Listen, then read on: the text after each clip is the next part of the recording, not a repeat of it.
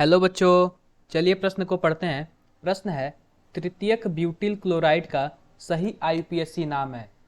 तो बच्चों, विकल्प वन है 4 क्लोरोब्यूटेन। विकल्प दो है 2 एथिल 2 मेथिल पेंटेन। विकल्प थ्री है 3 एथिल 2 मेथिल पेंटेन। और विकल्प फोर है 2 क्लोरो 2 मेथिल प्रोपेन। तो बच्चों, सबसे पहले हम प्रश्न की मुख्य अवधारणा को देखते हैं कि प्रश्न की मुख्य अवधारणा क्या है। मुख्य अवधारणा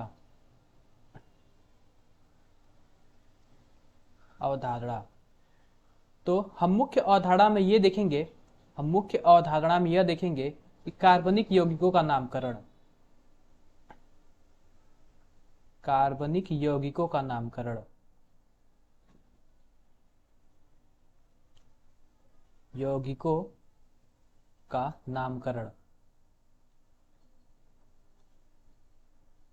तो बच्चों, आओ देखते हैं। सबसे पहले हम तृतीयक ब्यूटिल क्लोराइड का संरचना बनाएंगे। तो कुछ इस प्रकार इसका संरचना है। तृतीयक ब्यूटिल क्लोराइड तृतीयक ब्यूटिल क्लोराइड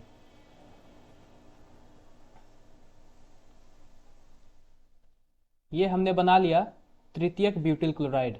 तो बच्चों, हम क्या करते हैं, हम नामकरण में क्या करते हैं, सबसे पहले एक लंबी कार्बन श्रृंखला का चयन करते हैं। कार्बन श्रृंखला का चयन करते हैं। तो हम ये कुछ इस प्रकार करते हैं, 1 2 3 हमने कर लिया। और हमने यह देखा कि इस क्रियात्मक समूह को हम लोग मेथिल बोलते हैं। इस क्रियात्मक समूह को हम लोग मेथिल बोलते हैं। और इसको क्लोरो बोलते हैं। क्लोरो बोलते हैं। तो आओ बच्चों हम इसका नामकरण करते हैं। तो हमें क्या दिया हुआ है, हमें दूसरे नंबर पर एक मेथिल दिया हुआ है और एक क्लोरो दिया हुआ है। तो मेथिल और क्लोरो में सबसे पहले सी आता है। तो हम लिखेंगे 2 क्लोरो 2 क्लोरो।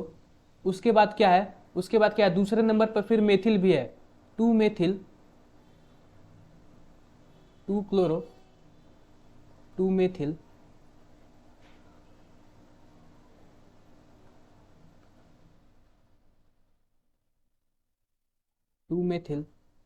उसके बाद हम 3 कार्बन श्रृंखला को क्या बोलते हैं, प्रोपेन बोलते हैं।